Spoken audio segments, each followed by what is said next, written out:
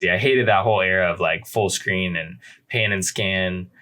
Just make everything widescreen. It's not that hard. Come on, what are we doing here? Seems dangerous. So is anything worth doing?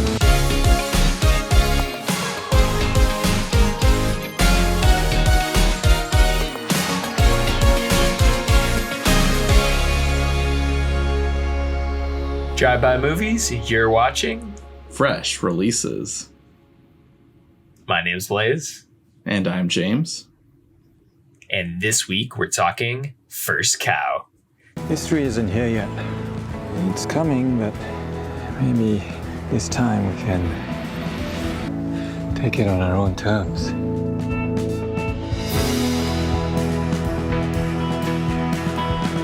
First Cow is the new A24 film directed by Kelly Reichardt. It's about a skilled cook who travels to Oregon, and there he meets a Chinese immigrant and makes a great connection with him, and together they collaborate on a successful business. So, First Cow, for me, what's it called? I didn't really go into this movie knowing too much. I remember seeing the movie poster, though, coincidentally, which is weird. I don't know if I saw it at a couple movie theaters or if I just saw it online, but I was intrigued and thought it might be like some PETA advocate movie or some documentary that A24 was pushing out. But when you recommended to review it for the show, I was like, okay, yeah, I'm down. And it definitely wasn't what I expected, but I actually thoroughly enjoyed it. And after looking who directed, I was like, oh, Kelly Reichardt. I am familiar with her work, so is Blaze. We both reviewed Night Moves years ago on our old show, and it was cool to see like her current works now. And yeah, so I quite enjoyed it. What'd you think about it, Blaze? Yeah, I have to say it's definitely like she has a style like 100%. It's very like quiet. This film is very slow. If you're looking for something with, you know, more like faster pace, quicker action, stuff like that, obviously this is not going to be the movie for you. So you're going to be heavily disappointed, because if you go to the IMDb, like when I was, you know, typing up our show notes, I was cracking up at some of the user reviews. Like they're killing me. I'm like, oh, this guy didn't like the movie. He went to IMDb and left a review. But most of the reviews are pretty positive. Like especially the critical reviews are pretty positive. This is, you know, a really enjoyable movie. I really enjoyed this. The story it wasn't necessarily the most exciting thing, but I liked the little twists and turns that were there. It's kind of quiet. The one thing that I feel like, you know, really stands out about her style is just the fact that all her films just it definitely feels almost like, especially this one, like almost as if like if I had seen like a painting of maybe just this cow, this would be like the story behind that painting or something, because it's such a specific, small, intimate little story. But it is a really interesting story that will keep you involved like the whole way through. And something that I thought was the most interesting about it was the opening of the film. Like that was something, by the end of the film, I completely forgot about the opening of the film. Right. And it was even like cracking me up writing the show notes. I was like, Aaliyah Shawkat, like when was Aaliyah Shawkat in this movie? Like I don't remember her at all. And then I'm like, oh wait, what? And then I was just cracking up at that idea, because I'm like, oh, the whole beginning of the movie, like it really shows you the end before anything even happens, but also like in time shows you the end. Like I thought that was kind of an incredible like beginning and ending at the same time. They're kind of one and the same when it comes to this movie, and that was something I most particularly enjoyed about this movie, but it wasn't something I realized until much later. Yeah, of course. Like, I think it's always important with a lot of scripts to come full circle towards your beginning when you reach the end. And, you know, I'm like, that's pretty much everyone's goal as a writer. But sometimes it's just not satisfying. And it was definitely like worth the wait towards the end. Like, you're right. I totally forgot about the intro to the movie. And while I was watching, I was just like, oh, okay, like this is interesting. I'm wondering where this is going to go. And I was just caught off guard when it went, you know, 100 years into the past, or actually more than that. But the friendship between, of course, Cookie and then Lou is the main character's name, correct? Correct, yeah.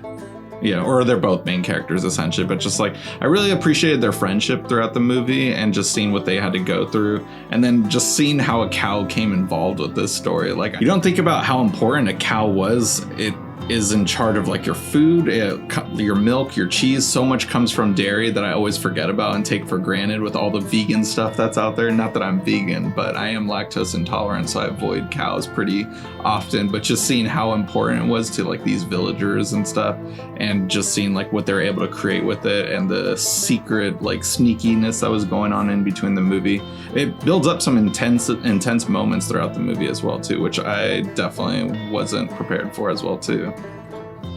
Yeah, most definitely. I thought like when it comes to the like twists and turns in this movie, it was really exciting and really fun, and it added that element, like you're saying, of, you know, taking something like a cow that, you know, we really take for granted in this day and age, and back then it was like, you know, a Macintosh computer or the latest iPhone essentially. Like there's only this one cow in all of the I think they're in Oregon, so it's like really like basically the whole West Coast. There's only like this one like dairy cow essentially. I mean, I'm sure there might be more, but at least that's the story in which she told. But it makes it really exciting where they're like, I thought it was hilarious how his name's Cookie, but like that's his whole idea is like, all right, well, we're gonna, you know, take the dairy milk and then we can create cookies, use this recipe that he creates. And it's a huge like hot commodity in this town that really, they haven't tasted anything good in probably forever, like maybe even their whole life, which I thought was really interesting. And it's something about like, you know, adds this element, like this is really a Western movie, but it's without all the bells and whistles of like being a Western. And I think that's what made it so fun. Like you have elements of like the fact that there's people there that are, you know, there's trappers, there's people that are heading west for like the gold rush and whatnot. But this isn't like your typical Western movie, but it really does still, you know, it's about people looking for, you know, a better life and kind of taking the things, like anything they can get their hands on to, you know, have a better life. So for example, with like Lou and Cookie is really their friendship. I think they both, you know, are you know, making ends meet separately, and then when they kind of meet each other, they realize they have things in common and really appreciate each other's friendship. And I felt like this is one of those cool like friendship movies. You know, it's really not, it's kind of like a fish out of water friendship movie. It's not really two people you'd expect to become friends, become the best of friends, and really two people that craft, you know, their way through this foreign landscape and really, you know, tell this beautiful, interesting story that is First Cow. Yeah, definitely. And it's funny that you bring up a Western again, because last week also was technically a weird Western. If you're unfamiliar with weird Western, it's a genre where it's technically like a Western, but it just has some weird elements thrown into it. And last week, I guess you could kind of add in like some horror elements. But with this week, I don't know what kind of elements like you could consider, but it definitely does have that Western feel. And I'm also curious, well, first of all, I just wanted to like appreciate how wonderful this movie looks. It's absolutely breathtaking.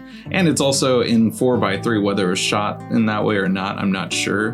But I appreciated that. But Blaze, like after coming off of watching The Good Son earlier this week in 4:3, but on widescreen, how did you feel watching this movie in 4:3? I don't mind 4:3 or full screen when it comes to like a movie. I enjoyed it in this aspect ratio. I thought it really made a lot of the shots interesting. They were composed well. Obviously the cinematography was top notch.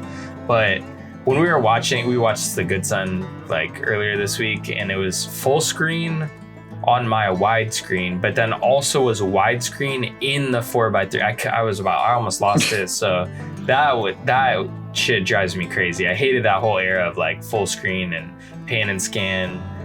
Just make everything widescreen. It's not that hard. Come on, what are we doing here? This gets an exception. I like the 4:3 in this film though. I'm not saying change this to widescreen. I really enjoyed the 4:3 when it comes to First Cow.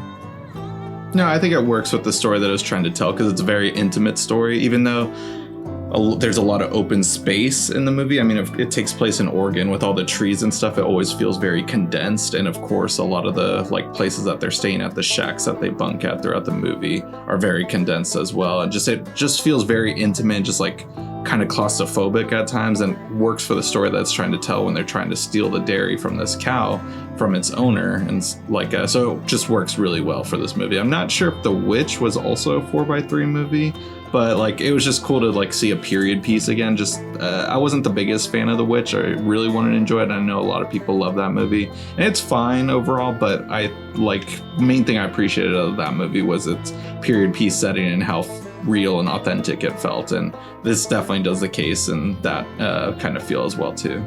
Yeah, I think The Witch was 4:3 if I remember correctly. But also beyond this, the beautiful cinematography, which we talked about, the story, which is incredible and really entertaining, was, you know, our leads' performances. I thought John Majra and Ryan Lee did, you know, wonderful, like just very intimate, personal storytelling that they had together. The camaraderie was very interesting. They're really what kind of brings this story to life with their friendship, that, you know, you're not really expecting a friendship like this, and they really take it to the end of the film. So yeah, and you know, like this movie might not be for everyone, kind of similar to Buckaroo last week, but this one, I think, even though it's not a foreign film, it's all in English, I can see a lot of, well, there are a couple moments that aren't in English, but I can see a lot of people disliking this movie with how slow it is, and the story is very, it's not grand by any means, but there's, if you just appreciate film or like